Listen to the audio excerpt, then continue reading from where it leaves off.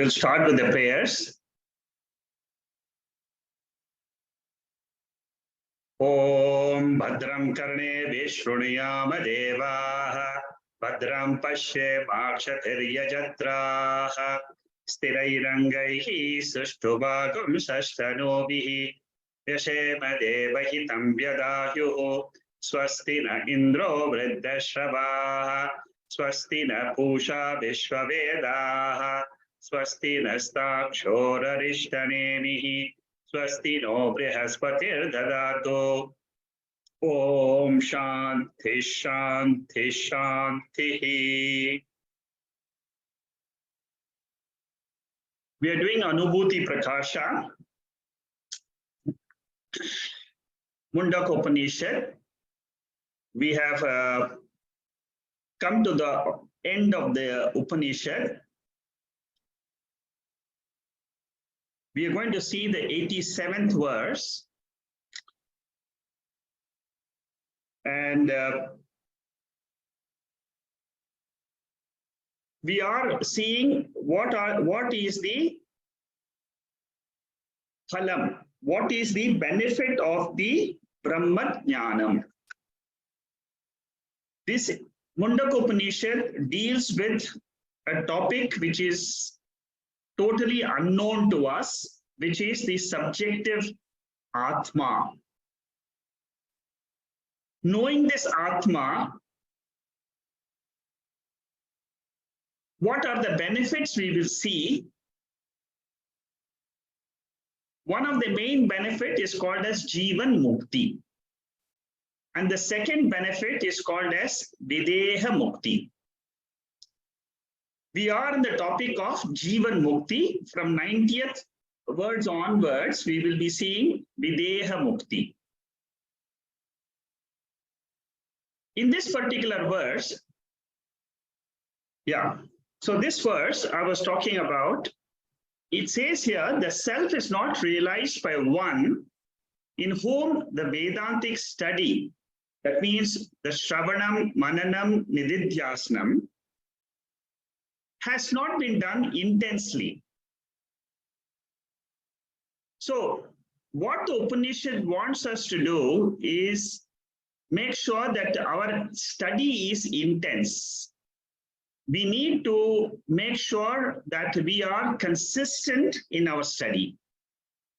The Upanishadic teaching is a step-by-step learning process, like how you do in school and also how you do it in college. This is a subjective science, whereas what we study in the college or schools is the objective science. So we need, what are the qualifications which we need to study this Upanishad is what is mentioned here. And why we don't get this qualification? He mentions this in the second sentence. In the second line, it says that our attachment to the worldly objects, our attachment to the anatma, prapancha, he's going to explain that more further in the 88 and 89th verses. But here, this particular mantra of the third chapter, the fourth mantra of the third chapter, second section, that is what is being commented by Swami Vidyaranya. As we said before, that we need two things for this study. One is self-effort, and the second is Ishvara Anugraha. Without Ishvara Anugraha, there is no possibility of getting this knowledge at all. Bhagavad Gita says, Tesham satata yuktanam bhajatam priti purvakam dadami buddhi yogam tam yena mapunu mapyate. So, if in the Lord Krishna says, I will give you the buddhi yoga, that means jnana yoga, to those who are worshipping me. That means our thoughts always have to be in the direction of, I have to gain this knowledge throughout our life. Then what happens? Ishvara Anugraha automatically comes. So there are two wings like a bird. The bird flies with two wings. One wing for us in the spiritual journey is the self-effort. That is why in the 4th chapter of Bhagavad Gita, it says, Tadviddhi pranipatene pariprashnena sevaya upadeshanti te jnanam jnanina tattva darshinaha. It is our own self-effort by which we go to a guru. And then what do we do next? After we go to the guru, we prostrate and say, oh, please teach me Brahma Vidya. This will not come automatically to a person who is in the samsara field. The knowledge has to be chosen by an individual. Because this is a subjective, it's a special knowledge. The local branches of science give the knowledge of anatma. Right from a small atom to the biggest star. That is what we can learn through our sense organs. But to learn who am I, there is only one source where we have to go, which is Upanishad.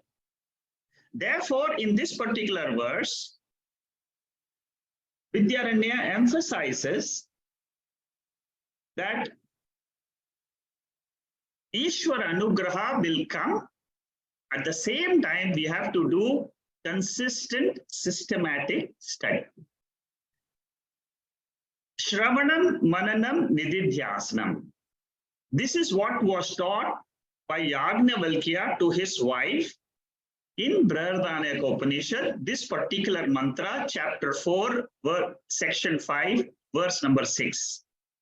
Here it says, you should listen to the Atma Vidya first. This is a very often quoted verse by Shankaracharya. And this is the process which is used in almost all the schools of Vedanta. First is Shravana. Then comes Mananam. Mananam means whatever you have studied, let your mind reflect on it. And then later on is Nididhyasanam. Nididhyasanam is a process by which you get rid of your wrong notions.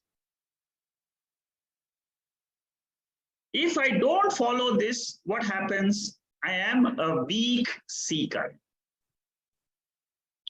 I don't have attention on the study. Brahma Sutra says that repeated reflection and meditation on Brahman is a must. Why is this repetition emphasized? Because the subject matter is very subtle. Number one, what is Brahman is very subtle topic. We have seen it is imperishable in nature. All what we have studied in this Upanishad, you should remember. It is imperishable, it is all-pervading, it is without modifications. There is something in this universe. I don't know that. My eyes cannot know. But through the Upanishads, I learn that there is one source from which the whole universe comes. It stays and then it gets resolved into the same one entity. That entity is called as the reality. Then the next question is, how long should I do Shravanam?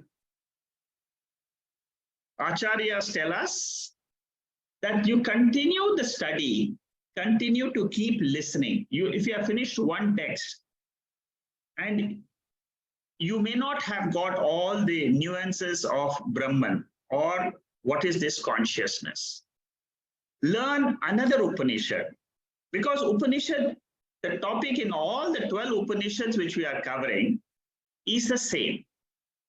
It is all talking about the higher nature of our own self.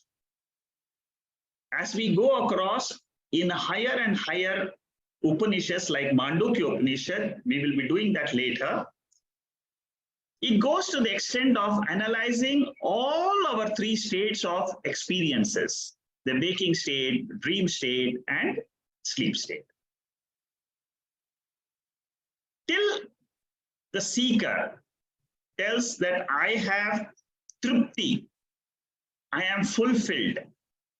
Till then, Panchadasi, chapter 7, in Tripta Deepa Prakaranam, it says that wise person will keep studying till he gets satisfaction. That what is the satisfaction?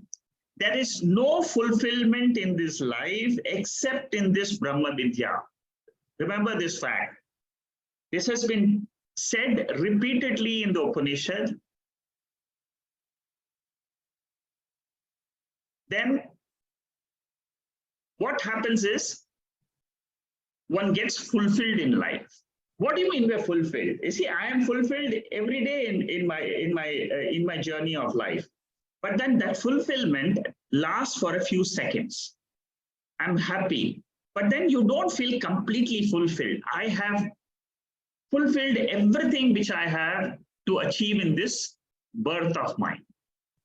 And that will come only by the knowledge of Atma. Why it happens to be so? Because Atma is the source of the entire universe. As an Atma, I am never free. But as Atma, it is natural to me to be free from any identification. The most important factor is, what do I identify with in my day-to-day life? I identify with my body. I do vyavahara. Without the identification of the body, you can't do transactions. But while during the transactions, the Upanishad teaches us how to remain with our pure nature of consciousness. As Anatma, we are bound to the body. Suppose I do not have the knowledge of Atma, which is most of us in the life, we do not have the Atma Jnana. Therefore, what happens? We are always living in bondage. We don't realize this unless and until we come to the Upanishads. There are three types of mumukshus, the people who are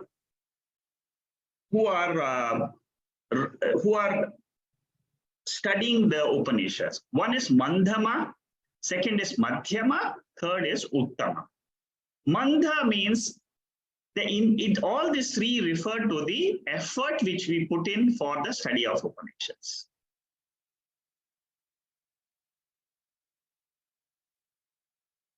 Many of us feel that by doing seva, we will get everything in life. Seva or service is the stepping stone for moksha. It is not the ultimate means. Moksha is not a selfish desire. Moksha means I'm trying to realize that I have a higher nature compared to my notion that I am this body and mind complex. There is, during Vyavahara, we definitely realize we are born and this body will not be there after some time. But is this the ultimate in this universe? Is the question. By doing these sadhanas, what I realize is that I have an eternal nature which cannot leave me. That is why Mundaka Upanishad said in the first chapter, Pariksha Lokan Karmacheta. Pariksha means what? Examine your life till today. Have you got what? Have you got fulfillment in life? No, because your desires keep on increasing every day. So as your desires keep on increasing, you will never say that I have achieved everything in this life. So the student of Upanishad examines himself and then recognizes there is something which I am missing in life. Every one of us. And that aspect of missing something in life goes away the moment you are able to achieve this knowledge. So consistent study is what is recommended in this 87th verse. These are all the revision notes. You can study it, but then the basic thing is two aspects are there, self-effort, and the self-effort involves Shravanam, Mananam, Nividhyasam. Ishvara Anugraha is common to all of us. The Lord has given us this intellect. Intellect, buddhi is there with each one of us. How we use this intellect is our self-effort. The next mantra, verse number 88. Here Swami Vidyananda says, those of us who don't have the qualification of austerity, like sadhana chatushtaya sampatti, which we have studied in Tattva Bodha. What happens to them? They do not have a pure mind. When you don't have a pure mind and you do Shravanam, knowledge will not arise. That is what is said in this particular verse. You do not derive the benefit. You may listen to the Upanishads, but then what is the benefit of listening to the Upanishad? There has to be a transformation in your mind. So along with Shravanam, Mananam, Nididhyasnam, this particular verse says, you must develop the supportive discipline of sadhana chatushtaya sampatti. And sadhana chatushtaya sampatti is nothing but developing qualifications. Shama, Dama, Uparama, Titiksha, Samadhanam, Shraddha. These are the 6 qualifications which every disciple has to develop while studying this Upanishads. Mentally renouncing all attachments is what is called as mental sannyasa. Sannyasa is of 2 types. We have studied in the Bhagavad Gita itself, chapter 4 talks about sannyasa, which is done through the mind. Then this 5th chapter talks about ashrama sannyasa. Sannyasa yoga. And in the 4th chapter of Bhagavad Gita, how I can do sannyasa means what? Renouncing the world through the mind. You don't have to wear a physical orange robe, but you can still develop the qualification which is required for the Brahmajnana. What does this mean? What do you mean by this mental sannyasa? It simply means that I am ready to lose whatever is losable in this world. Anything. See, right from money, wealth, our small possessions in life, it can be lost because It is prarabdha which brings all my possessions to me. Whether you believe it or not, according to the law of karma, a husband and wife, they come together by law of karma. The children are born in a particular family. Your siblings also are as per the law of karma. So all this is interconnected. This is what I realize when I come to study Vedanta.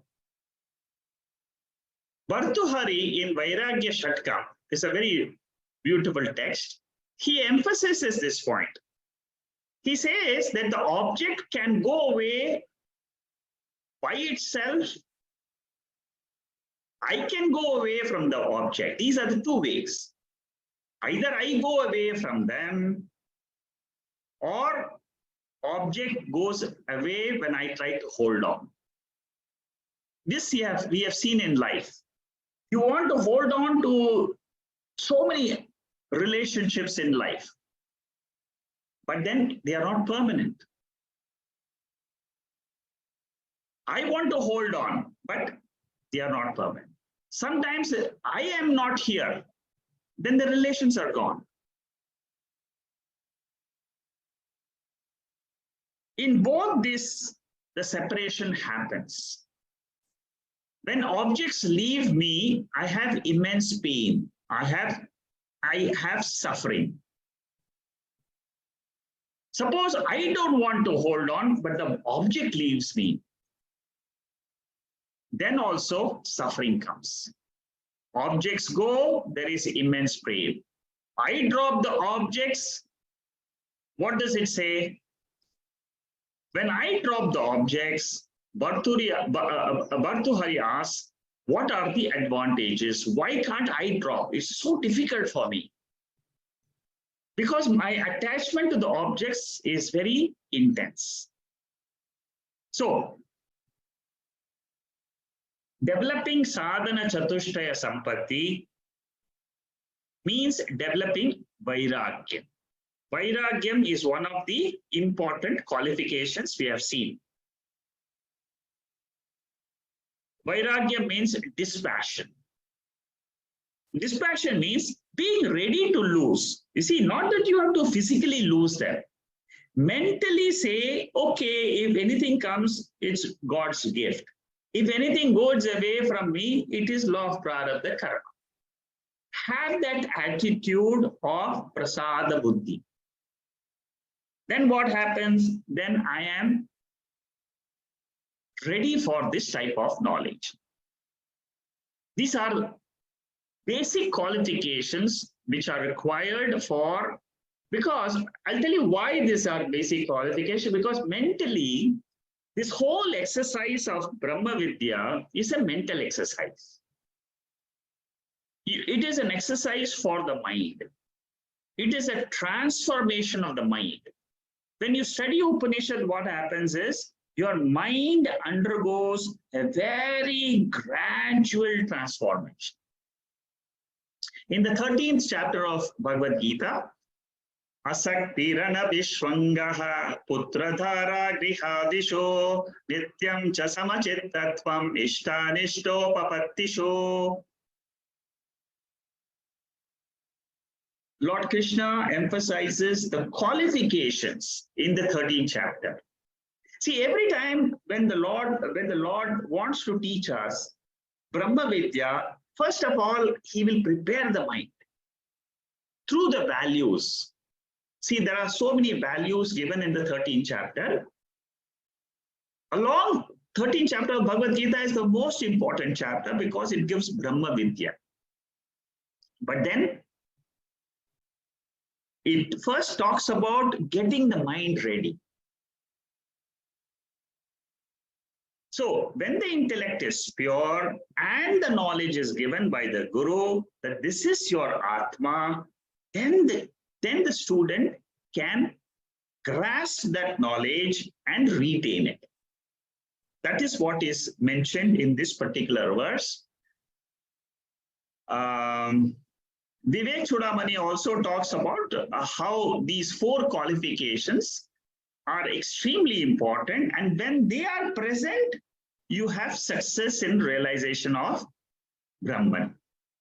In the absence of those qualifications, the goal cannot be attained. Vivek Chudamani is a very great text by Shankaracharya. It's one of the basic texts, like Tattvabodha. And very beautifully, he says very clearly there. You see, the purity of the mind is emphasized again and again in all the Upanishads. All the Upanishads, in all the 12 Upanishads, the Upanishads will talk about preparation of the mind. Once the mind is prepared, how does one prepare the mind? Repeatedly listening to the scriptures. That is one of the best methods of getting your mind ready. Keep on listening. In higher texts, it is said in Panchadasi and all that, keep listening. Shravanam, repeated Shravanam itself is the cause of better understanding of the scriptures. 89th verse. Those who have ascertained their nature, because their minds are pure, they are released from Maya. This is the benefit of Brahma Vidya. What is the meaning of this? Maya means the mind. The mind gets into delusion again and again. This delusion of the mind, how does it go? It only goes by Atma Vidya. This particular mantra, 89th mantra, is commenting on the 3rd chapter, 2nd section, 5th mantra.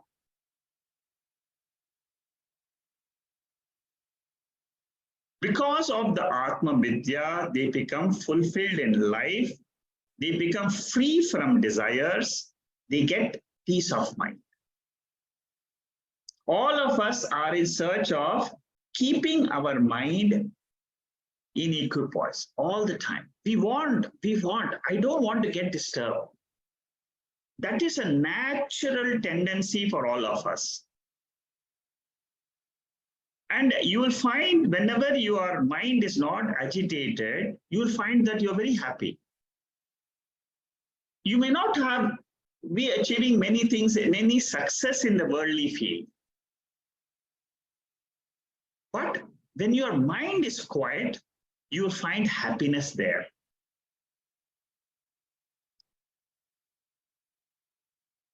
So this yoga of renunciation, mental renunciation, is a step for gaining immortality.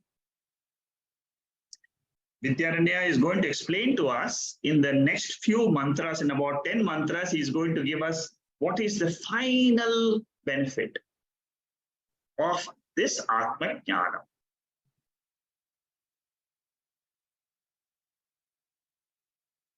The central message of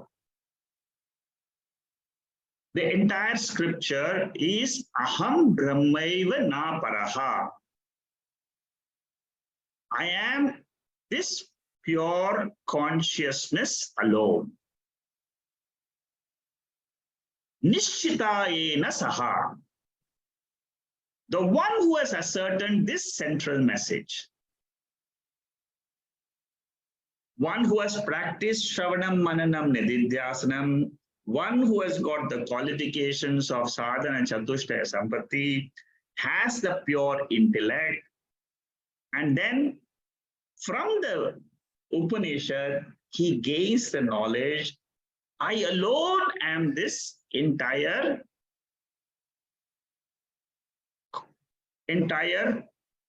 consciousness from which the whole world is coming and going. What is the meaning of Shuddham, pure mind? A pure mind is one which doesn't have raga, dvesha. It is reduced drastically.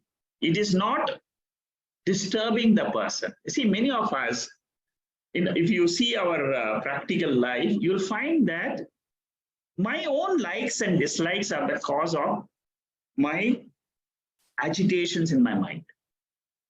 By some process, if I can bring down the likes and dislikes, it will help me to retain this knowledge. I won't go away from this knowledge. This knowledge is what I am, of the nature of consciousness. This is the central message of all the Upanishad. What is that consciousness? What is the definition of that consciousness? Consciousness is that principle in me. In this body, it is there. In this mind, it is there. It is me. Indriyasya ragadveshau vyavastithau tayorna vashamagachet tauhyasya paripantinau. Very beautiful verse of the Bhagavad Gita, 3rd chapter. The most important aspect, the word here is tayorna vasham agachet. See, what Lord Krishna is teaching us is this body is natural. It is a part and parcel of the law of karma. My mind is also, it's a natural process of this whole jagat. It is a part of this jagat. It is kshetram. So the sense organs and the sense objects are interacting. But when they are interacting, there will be likes and dislikes. Do I have a choice in the likes and dislikes? This is where the teaching comes in. In our mind, whenever a like comes in, there is a split second where you have a choice to go after that thought or to drop the thought. Tayor na vasham agachet. Don't let your mind go after the sense objects. You have a choice. That is what is said in this particular beautiful verse of the Bhagavad Gita. Raga dvesha is natural because the sense organs are in touch with the sense objects. But I have a choice. I have a free will to decide to get caught up in the sense objects or not to get caught up. That is what Lord Krishna is teaching. Many of us, we don't realize this. But through this Bhagavad Gita teaching, if I try to put it in practice, you will realize this ability in you.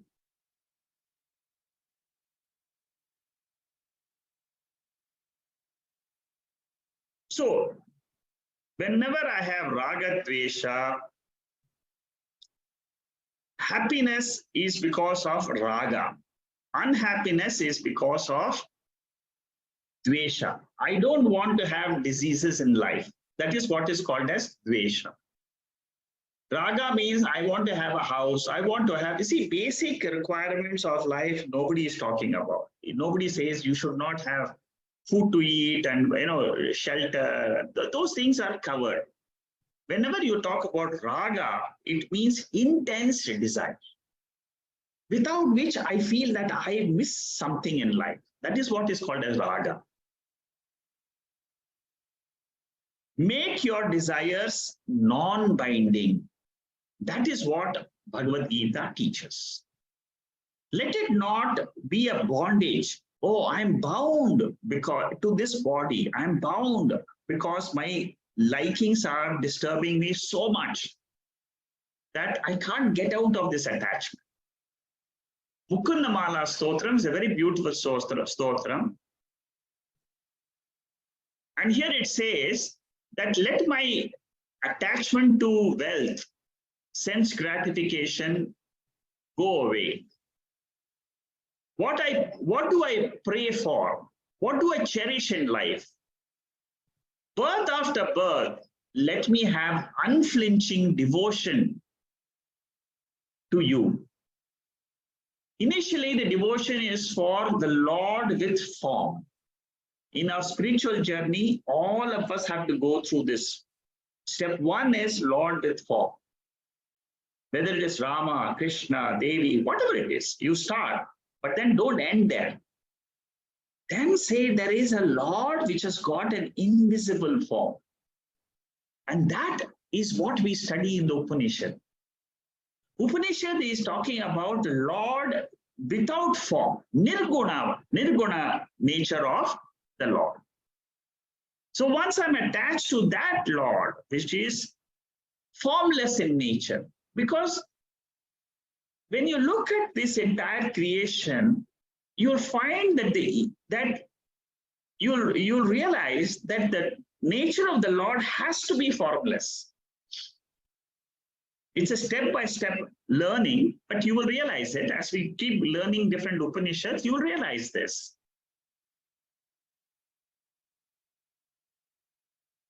It is not that we all face a very rosy life. Our life is a mixture of joy and sorrow. There are choiceless situations.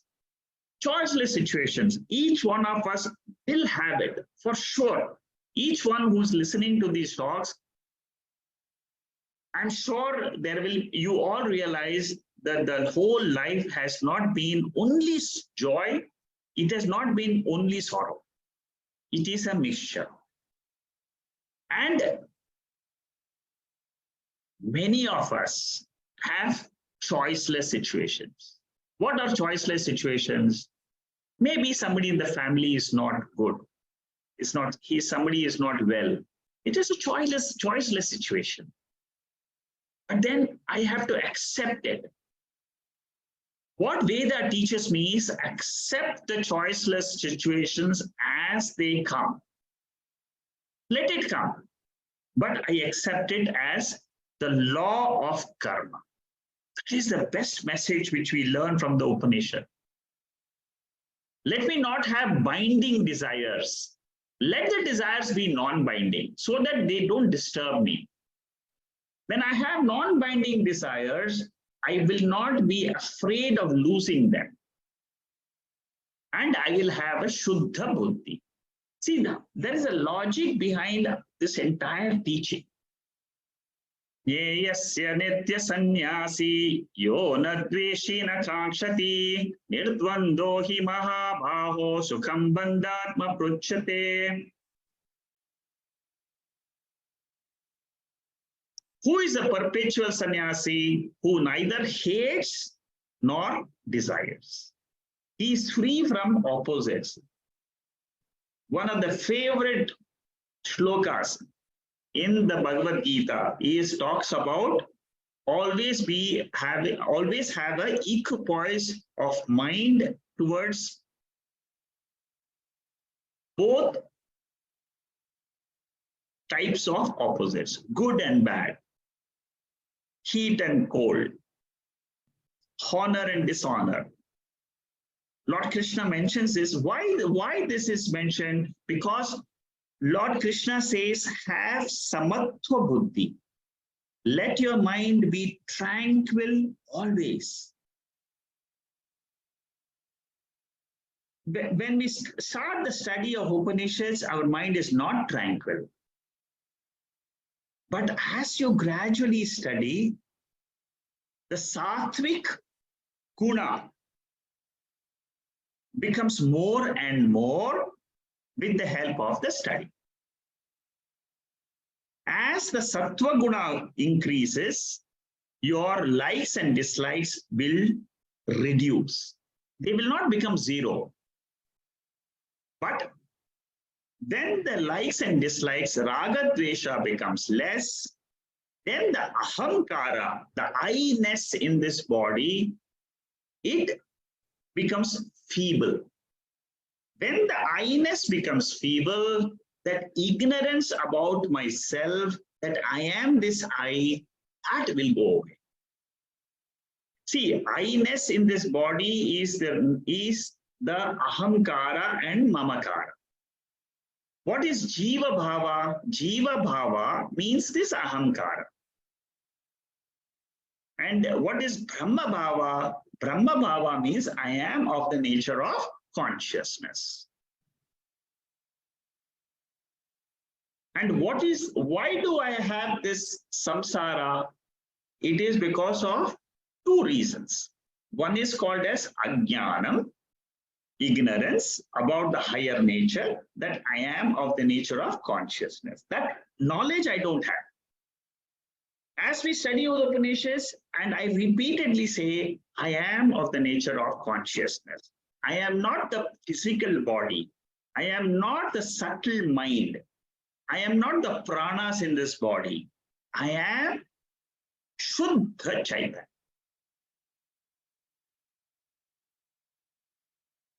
What is the second problem? The second problem is adhyasa.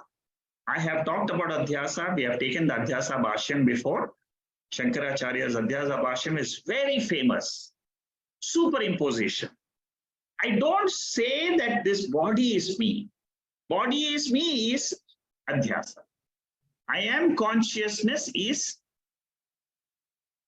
without adhyasa. The nature, I pure consciousness, I am of the nature of pure consciousness is free from adhyasa. When I'm free from adhyasa and there is jnanam, then I am called as pure Atma. Okay, so that was the 89th verse. Now from this verse onwards, we are going to talk about something which is the second benefit of Brahma Vidya. All Upanishads talk about two benefits. The first benefit is Jivan Mukti, and the second benefit is Videha Mukti. So Jivan Mukti and Videha Mukti, these are the two benefits of Brahma Vidya. It's called as Brahma Vidya Phalam. And the only source of this knowledge of the benefit is the Veda.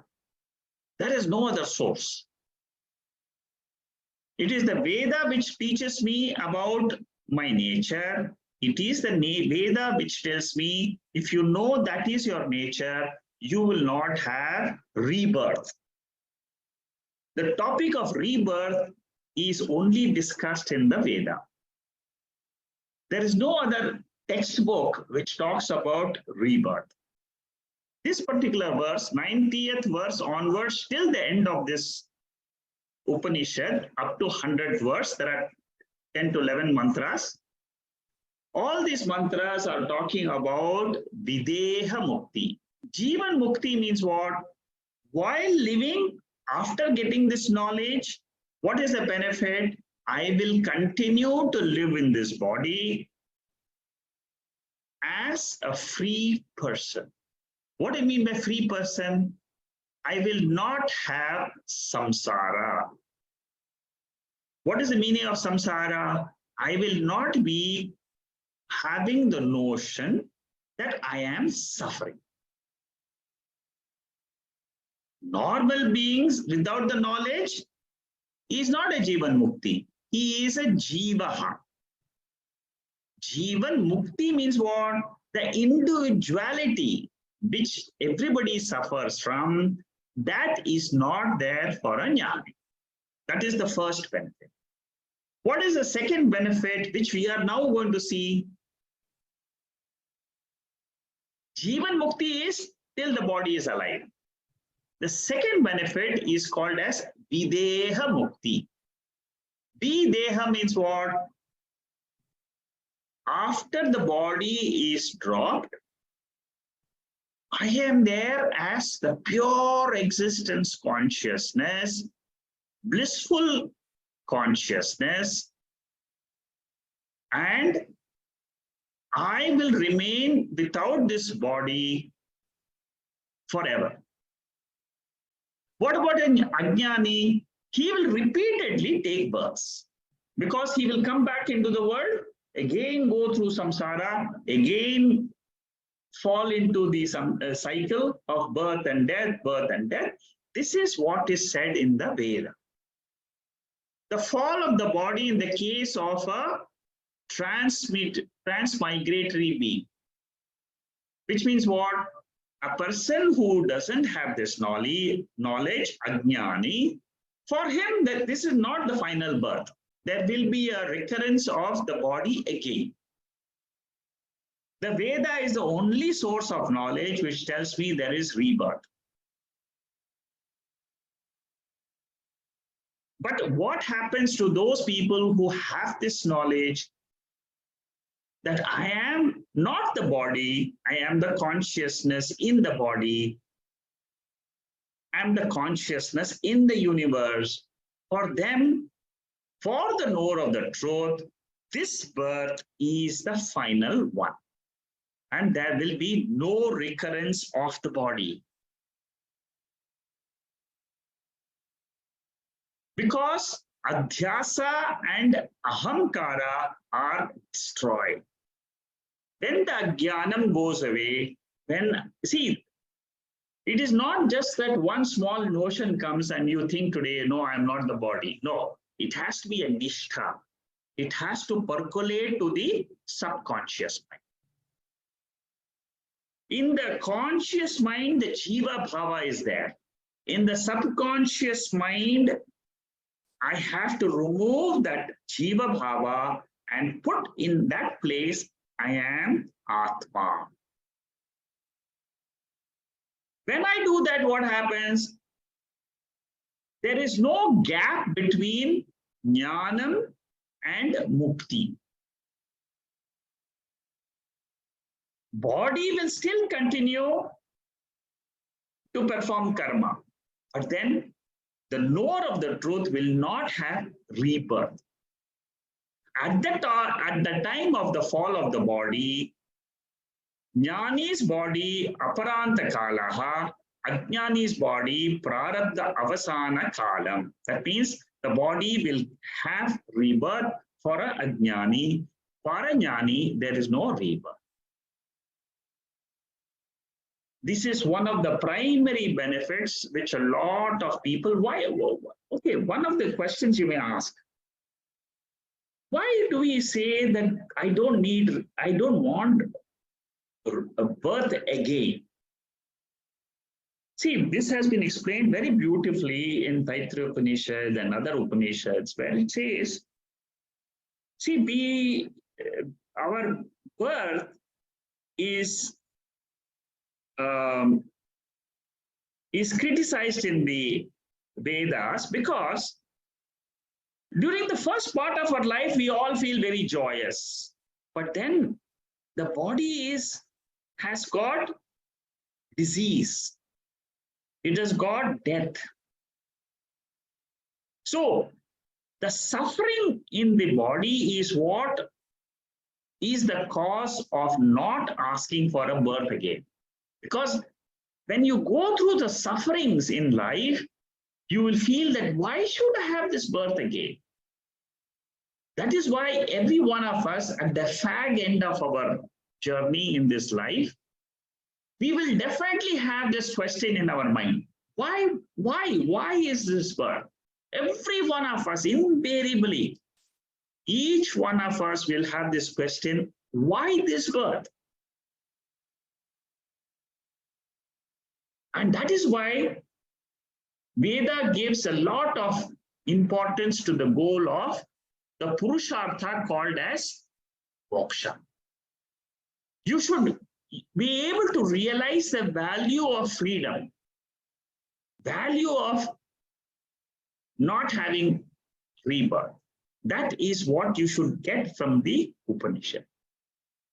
Because again and again, Upanishad will talk about the problems in life, the samsara. See, throughout Bhagavad Gita, Lord Krishna talks about attachment to the world.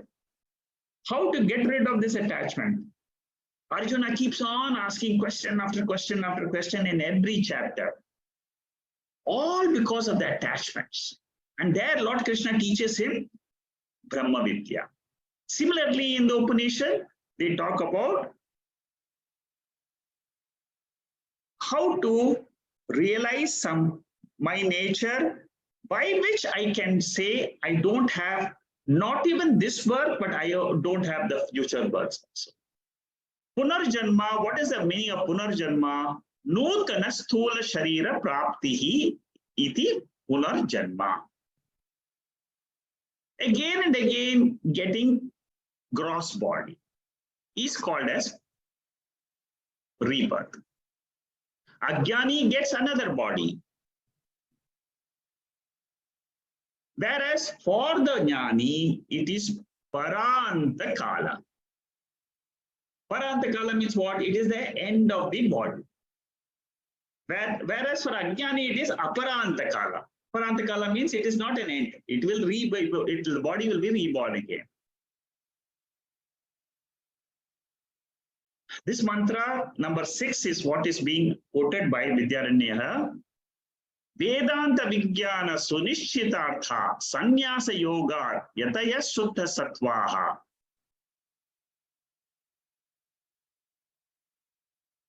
Te Brahma Lokeshu Paranta Kale Paramrata Parivuchanti Sarve.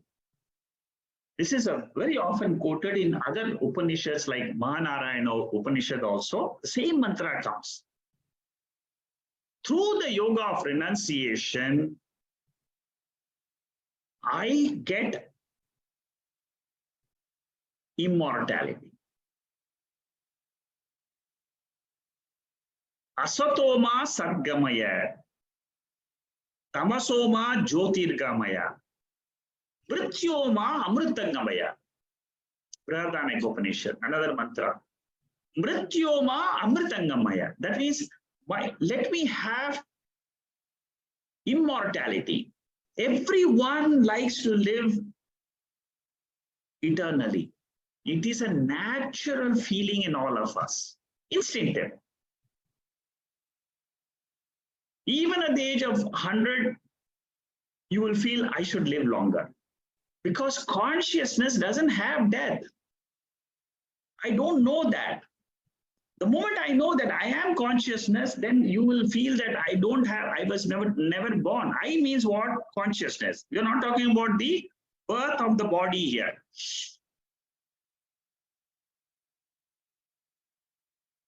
So for a jnani, what happens? His sanchita gets burned, agami gets avoided, and the prarabdha gets exhausted.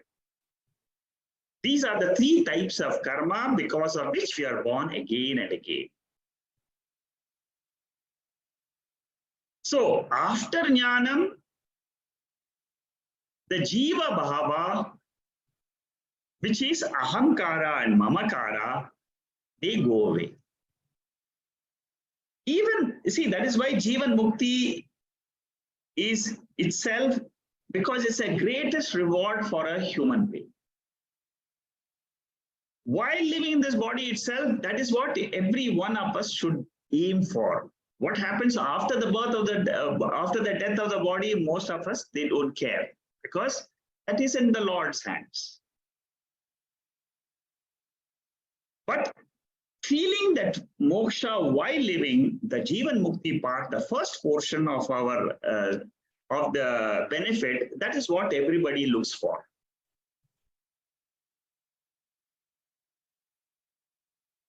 See, when you have this knowledge, what you get is, I am Nitya Muktaha. I don't have sambandha with the time at all, because Atma is beyond time. It is Paramarthika Satyam. It is relationless, Sangaha. What about this world which I'm seeing? The world which I'm seeing, which I'm experiencing is Anatma, it is Mithya. Mithya means what? The definition of Mithya is, it is experienceable, but it is not factual. If this knowledge is deep inside me, in my subconscious mind, even today itself, I am free. I am of the nature of consciousness, which is like space. Space is the best example for us to meditate on. What is the space, nature of space? It is all pervading. That means consciousness is also like space. It is everywhere. It is at all times. Do you see the space at all the time? Yes, yes. Whenever I'm in the waking state, I see the space. Always there. So this consciousness is the cause of space itself.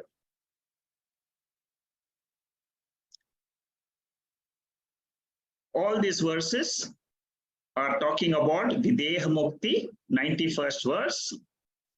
Those who are liberated at the time of final fall of the body, they being Brahman,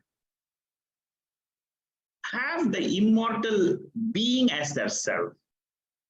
Their 15 kalas merge in their respective causes.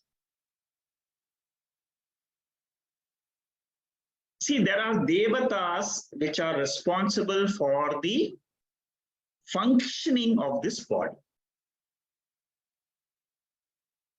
The body is governed by devatas. Devatas means what? Powers. There are 15 powers, kalas, which control this body. And they are required for the functioning of the body. There are two types of Amrutatvam, Apara and Para. Para means what? Absolute immortality. Apara Amrutatvam means what? It is long life. A Devata's life is a long life.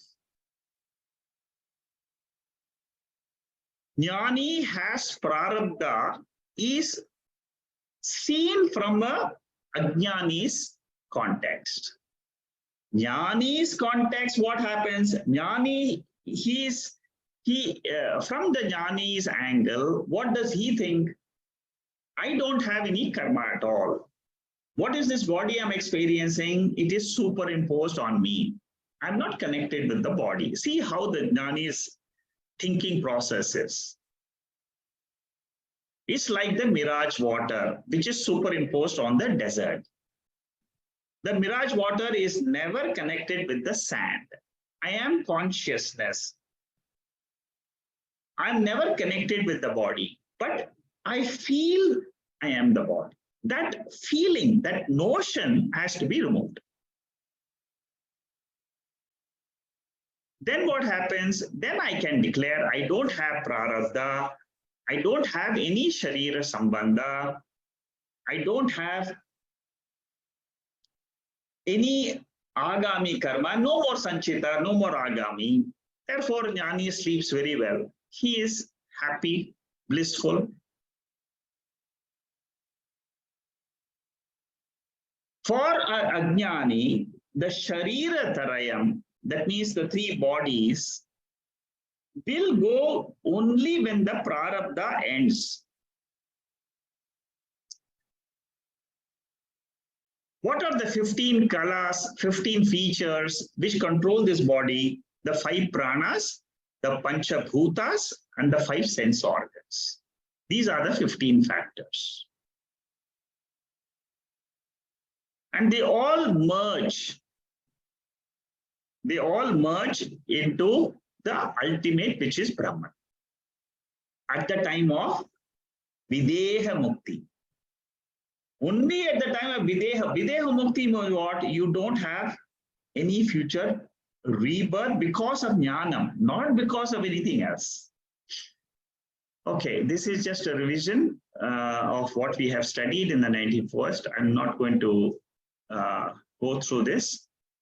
Just one message here about the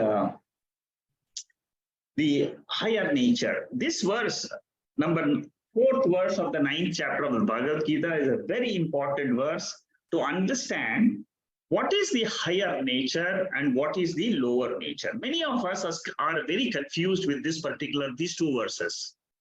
What is, see, this is where you should remember, Atma is of a higher nature. Maya tatamidam sarvam jagatam jagatavyakthamurtinaha mastani sarvabhutani nachaham teshvavastitaha.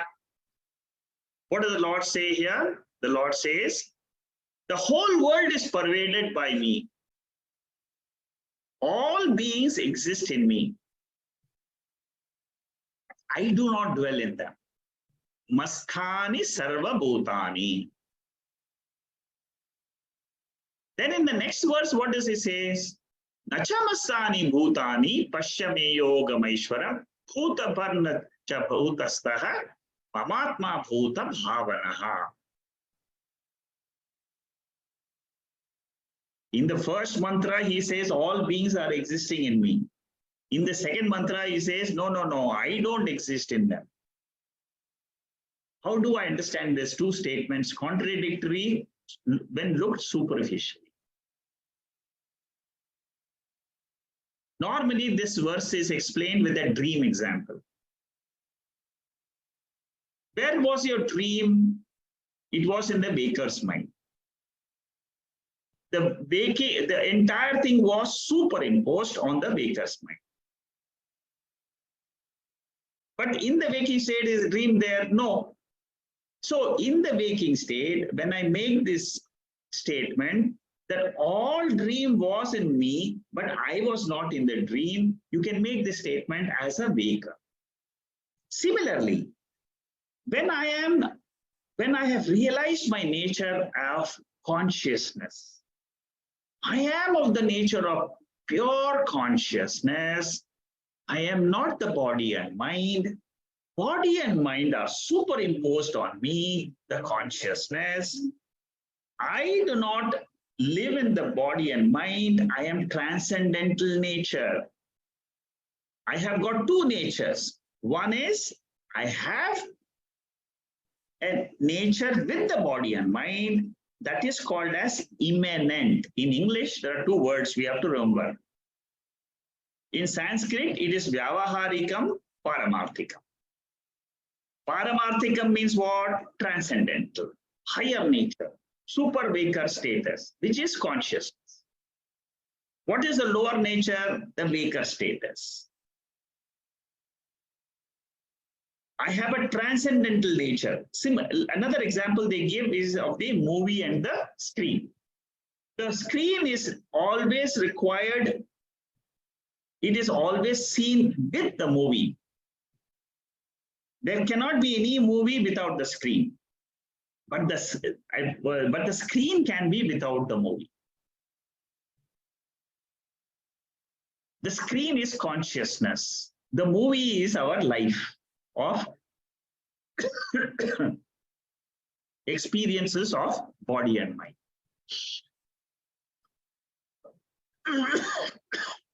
So dropping this misconception, it's easy. See, Vedanta is not difficult.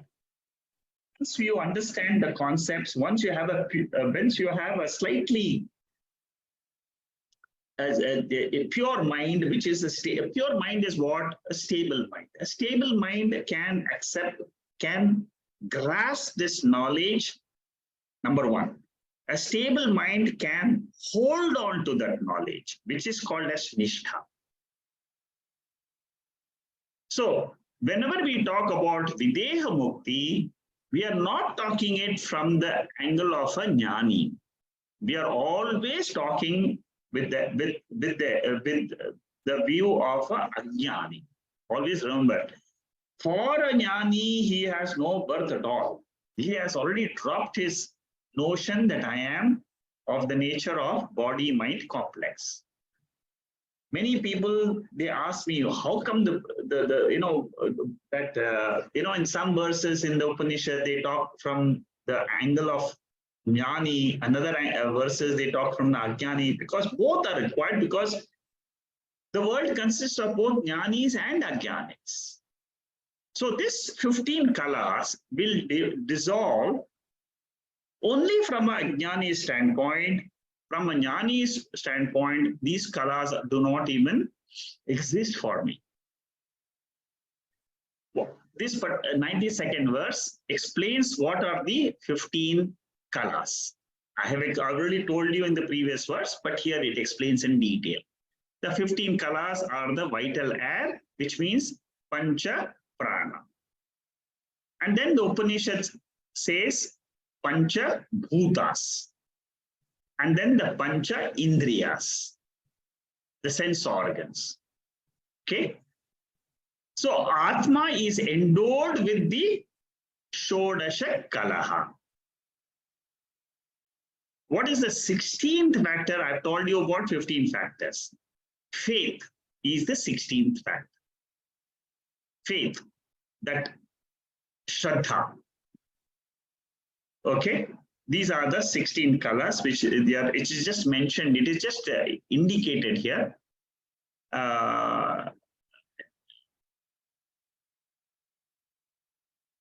And I've said that the Jnani merges all these 15 colors while living itself, because he has dropped his notion of Deha Buddhi. Okay.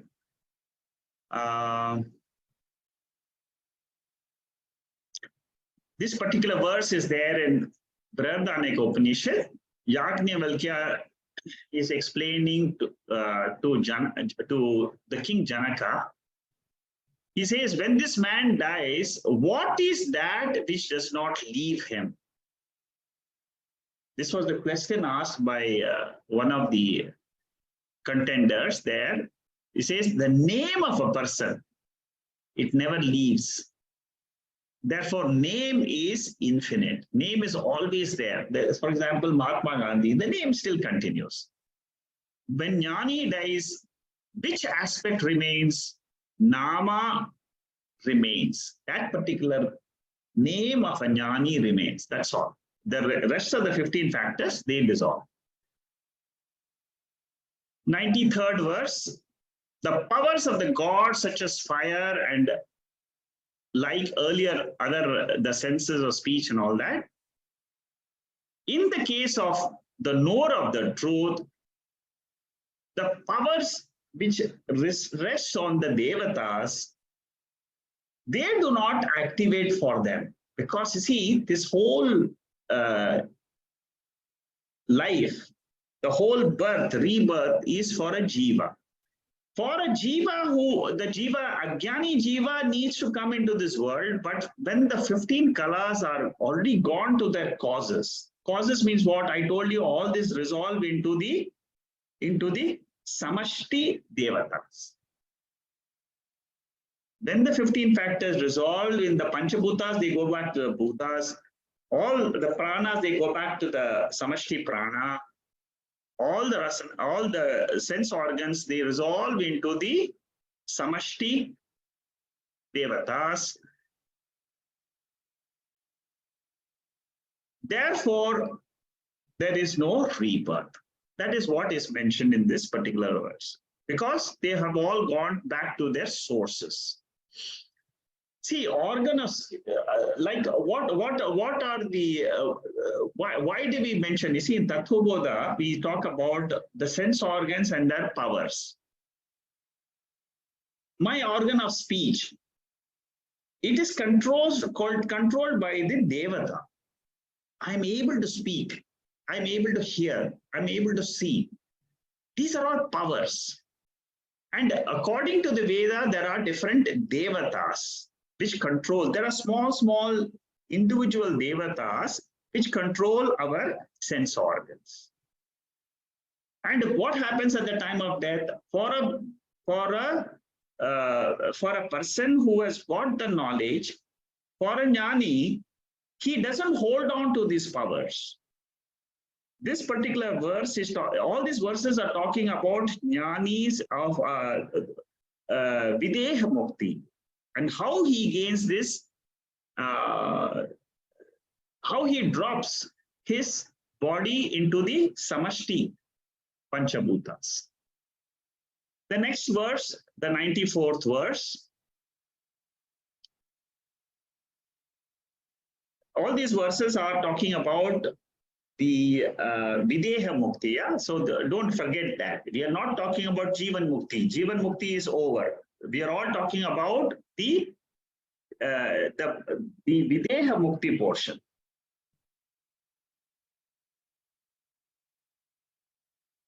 This particular verse, you see, is talking about the Sanchita Karma.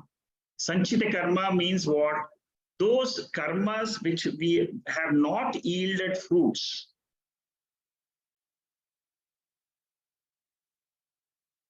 They all do not take, they do not, the Sanchita Karma, it gets merged. Then you have the knowledge of Brahman. That is what is indicated here. How does it get merged? Like a solidified ghee in its liquefied state. Ghee is in the liquid form, it is also in the solid. How does it happen? It gets transformed. Similarly, the Sanchita Karma of a jnani gets transformed whenever he has the knowledge of Brahman. This is an example which is given. Well, Agami and Sanchita. What is Agami? Agami is the karmas done in this birth which will give us fruits in the future births. What is Sanchita? Sanchita is the unfructified deeds. Now, all these karmas, they are all, for a jnani, this verse tells us that they are all destroyed for a jnani. But why does a jnani continue? Jnani continues so that he can teach others. Teaching is possible only when the prarabdha continues. See, prarabdha is what? It will allow the body to continue its journey in this life. But the future, all is Sanchita and Agami is made to zero. Therefore, he doesn't have rebirth. That is what is mentioned here. Ahamkara resolves, the Vijnanamaya Kosha resolves, that is the Karta, Bhokta, the I, intellect, that resolves. All these are resolved into the Devatas, into the Samashti Devatas. Like iceberg will get dissolved into the ocean. Similarly, all the karmas are dissolved. It's just examples, but how the 15 kalas, they get dissolved into the samashti, into the gross. That is what is being explained in these 3-4 verses. You don't have to worry too much and analyze these verses too much. Just take it as a knowledge. That's all. For a jnani, there is no more. Videha mukti is the bottom line. The rivers merge in the ocean by leaving their names and forms.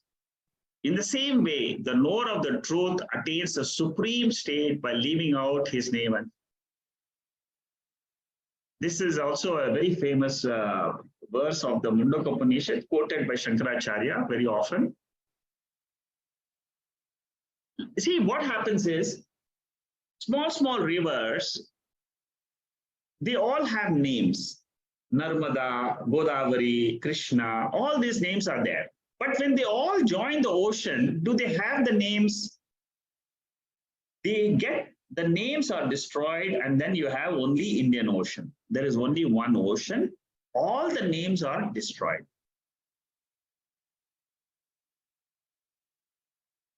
So, like that, the name of a jnani, the jnani's all his previous deeds, they get destroyed. He doesn't have rebirth. He merges into the ocean of consciousness. He has no more Sanchita, Agami, that individuality. See, you and I will have individuality because we still have desires. We don't have jnanam. We get jnanam, then we are moved. Like the rivers which have the individuality till they reach the ocean, similarly, all jnanis, till their prarabdha karma is over, sanchitas are over, agami is dissolved, then they have videha mukti. That is what is the essence of this particular mantra. Sharira Trayam is resolved, the world remembers the name of a Jnani, like Yajnavalkya, like Chinmayananda, like Ramakrishna Paramasa. Names are there, but their bodies are dissolved. Their bodies are dissolved into the totality. Like what? A space enclosed within a pot merges into the total space. Similarly, consciousness in this body merges with the consciousness in this whole universe. All, that is why it is called as all pervading consciousness, which is called as Brahman. That is the merger which happens for a Videha Mukti. So this is just an example of the rivers having names before, but later on they get merged into an ocean. Similarly, Jnani, after getting this knowledge, he becomes one with the universal consciousness. I will stop here, and then we will go on to next week. We will take up this 96th verse onwards. We'll finish Mundaka Upanishad next week. If you have any questions on Mundaka Upanishad, you can ask them next week. Otherwise, we'll just take a quick revision of some of the important mantras. And next week, I will wind up. After this, next week, I will take a break of just 1 week or 2 weeks. Most probably, it will be only 1 week. We'll take a break for 1 week, and then we'll start Keno Upanishad. I will take the summary of Keno Upanishad first, and then we'll see if there is interest. We'll go into the deeper aspect of Vidyaranya. So today is the 21st of January. 28th of January is Saturday. We will have next week the session, and we'll close it. We'll close the Mundaka Upanishad. The 4th of February, I'm not in town, I'm traveling. Therefore, there will be a small break. We will restart on the 11th of February. Okay, so there will be one break in between, which is the 4th of February. Next week, there will be a session.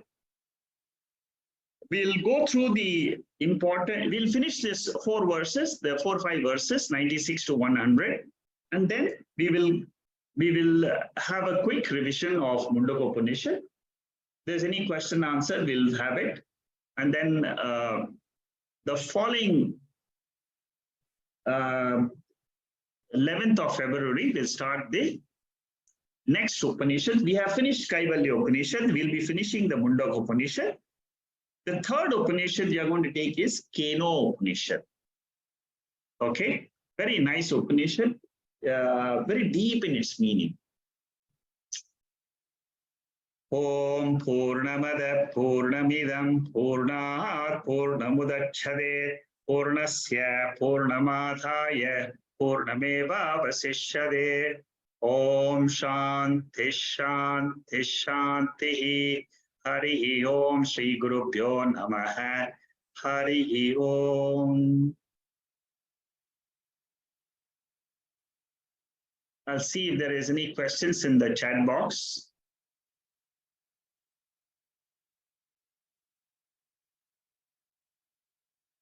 What is a sign that we got direct experience of Brahman? Only at the time of Jivan Mukti, we can get direct experience of Brahman. During Nidesnasam, we can get the experience of Brahman intimately. Bhagavad Gita says we are part of the parcel of God. Then how we are Brahman the self? Okay, good. There are 2 questions here. The first question is about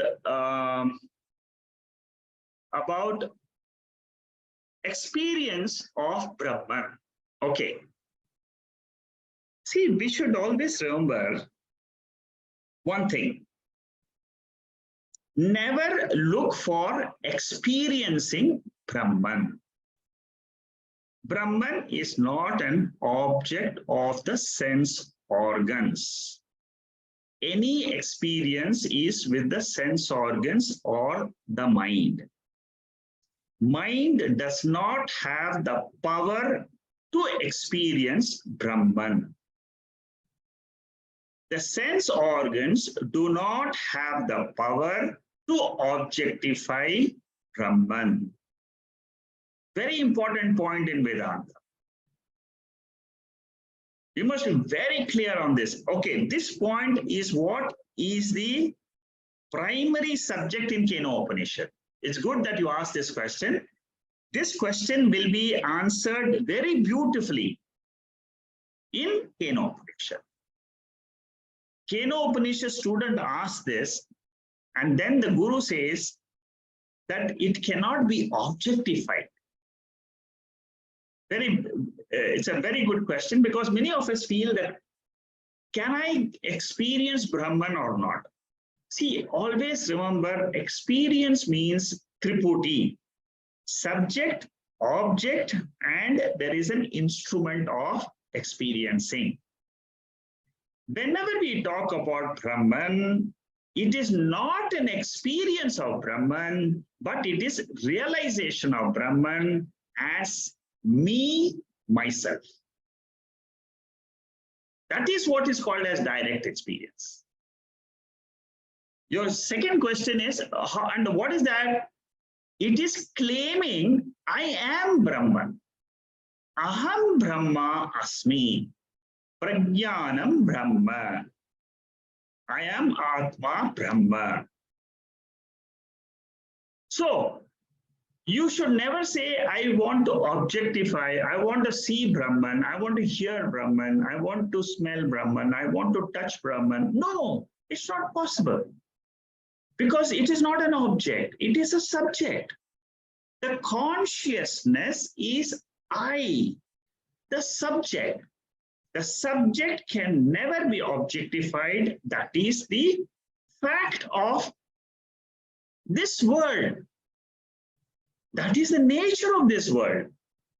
I cannot use any preposition along with I. I can only say I am Brahman.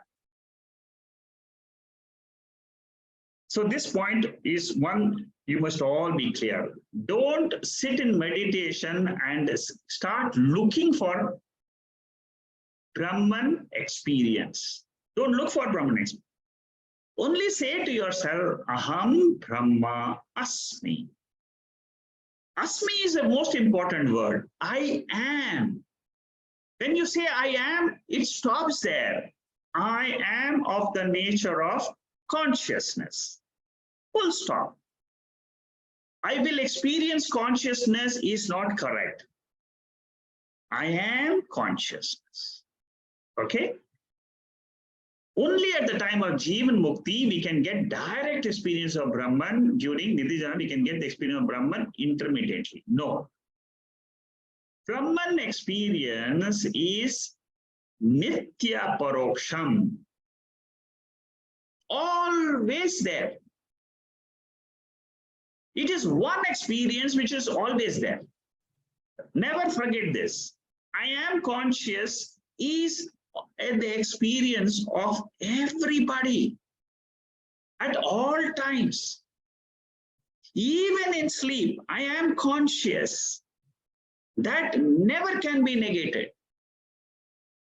So, Jivan Mukti is knowing the nature of mind as a Nitya Mukta Swarupaha. I am free from the notion of I am the body, I am the mind, I experience the world. These are three wrong notions in my mind. It is a vritti, it is a thought, comes up only in the Jagrata Avastha. In the waking state alone, this thought comes. This thought is wrong. This notion has to be corrected. I have to eliminate the notion by asking the question, who is seeing this thought? It is consciousness. In what medium I am experiencing this thought? In the medium of consciousness. That medium of consciousness is my real nature. That is how you have to understand Vedanta.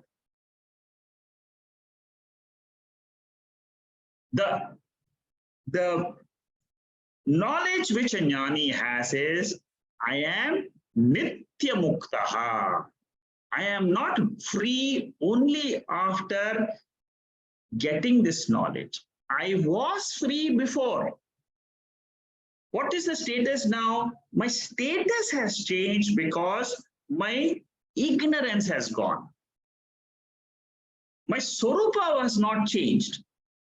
I was consciousness, I am consciousness, I will be consciousness. That is what is called as Swarupa Ananda. That is my nature, blissful nature. So this is the knowledge. You see, this is where you have to be very careful in understanding Vedanta. Okay? Manikandan, is it clear? Shanmugam will unmute you so that you can answer.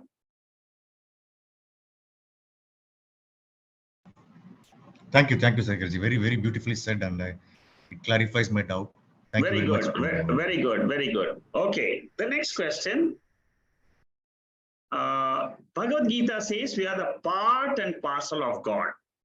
Then how we are Brahman? Okay, again, Dinesh, very nice question. You must remember there are three levels of understanding creation. Three levels. When you begin the study, Lord is the creator of this universe. Okay? This is the first step. Once you come into Vedanta, what happens? Once you come to Vedanta, the second step is, the second level of creation is, you start understanding that there is a higher principle which is a karanam for this creation. Lord is the cause of this world. That is the second level. First level is nimitta karanam. Nimitta karanam means it is the intelligent cause. There is some God in Vaikuntha, there is some God in the heavens who keeps on throwing the jivas into this world for experiences in the world. The first one is that. The second is creation where Lord becomes like the milk becomes the curd. Similarly, clay becomes the pot. So similarly, what happens? The Lord becomes this universe. This is the second level for a mediocre student, medium student, a student who has just entered. Because, see, when you come to Vedanta, you start asking, there must be a cause. So what is that cause? The Guru says, okay, the God is the cause. He is the material cause of the world. Panchabhutas are God, nothing else but the form of God. God has become this world. He is a material cause of the world. There are two causes, intelligent cause, material cause. Intelligent cause, nimitta karana. Material cause, upadana karana. God becomes the world. This is the second. In this case, what happens? I am a part of the, I am nothing but a part of the God. Okay? This is the second level. Now the third level. This is the highest level. Highest level is what? God appears as the world. God appears as the world means what? The world is nothing but God in a different form. This is what the Vedanta highest knowledge is. All the Upanishads go to the third level. What you see as the world is nothing but God. It is God himself appearing as this world, the waker himself appearing as a dreamer. What is a dreamer? The dreamer is nothing but the waker alone. Similarly, the waker is what? Waker is nothing but that conscious alone. That consciousness alone exists. That is Advaitam. It is non-dual. There is no second. There is only one God. There is only one non-dual higher principle, which is called as reality, which is the real one. What is the world then? The world consists of Jiva, Jagat, and Ishvara. When we talk about the world, it consists of three things here. Jiva, the experiencer, Jagat, the world, Ishvara, the creator. All these three is nothing but one consciousness. When you come to the third level, you are only talking about Adhishtanam, the substratum called as consciousness, and Adhyasa, the superimposition, which is the word. This is the highest. And this is what we are learning in the Upanishads. The first two levels are for junior students. The highest level is for a senior student. Therefore, from the highest standpoint, I am that Brahman always. I'm not a part of that Brahman. That is the second step. I am a part of God, Visishta Advaitam. I can never be God. That is Visishta Advaitam, second part. God is always different than me, second part. What is the third level? Paramarthika Satyam, Vyavaharika Satyam. There are two Satyams. There are two realities. One is for the transaction. Like we have the waker and the dreamer. Similarly, there is Atma, the consciousness, and the waking. Waking is of a lower level, like the dream is of a lower level. A jnani, once he realizes, I am Brahman, he knows the entire world of which we see as names and forms is nothing but it is rising from consciousness. It exists in consciousness. It resolves into consciousness. That is the vision of a jnani. Highest vision, which is what I want all of you to get. Through the study of 12 Upanishads, each one of you, I want you to say, I am of the nature of consciousness. That is the ultimate, every one of you should say, I have understood Mundaka Upanishad. I have understood Kaivalya Upanishad. Mayeva sakalam jatam. Mai sarvam pratishthitam. Mai sarvam layam yati. Kaivalya Upanishad. Similarly, Mundaka Upanishad. Keno Upanishad. Now, next also we are going to study. So don't forget the three levels of creation explained in the Veda. Initially, they will talk about the first one. The world is created by some higher power. Then the world is God appearing as this world. That is the second level. The last one is as a material cause of the world. That is the second level. God himself appears as the world. Consciousness is nothing but it is higher nature. Name, world is only name and form, like pot. What is pot? Pot is nothing but clay. Can you remove clay out of the pot and the pot can still exist? No. Can you remove consciousness from the world? Can the world remain? No, cannot remain. And that is what is consciousness. That is what is existence. That is Sat, Satyam. What is beyond form and formless is Satyam, is the ultimate. Anyway, I've gone very, very high level to explain your question. I hope you have understood to a reasonable level, but keep studying. You will get a lot of this knowledge. All these questions of seekers, they all get resolved at the final stage. You will have questions, but these questions will go away the moment you have got clarity in knowledge. Okay? Anybody else has any other question? Thank you, sir. Thank you, Dinesh. Any other person, anybody else has any other question?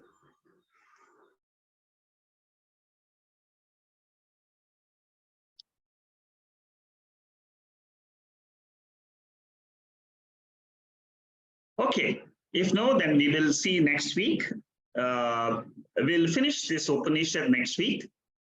And for those of you who want to revise, if you have any clarifications, any particular mantra, you have any questions, you can go through that.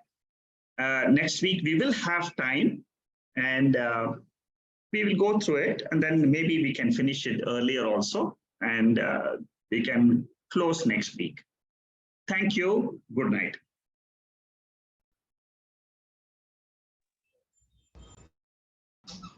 Thank you, Secretary. Good night. Thank you. Thank you. Thank you, Sekharji. Thank you. Thank you.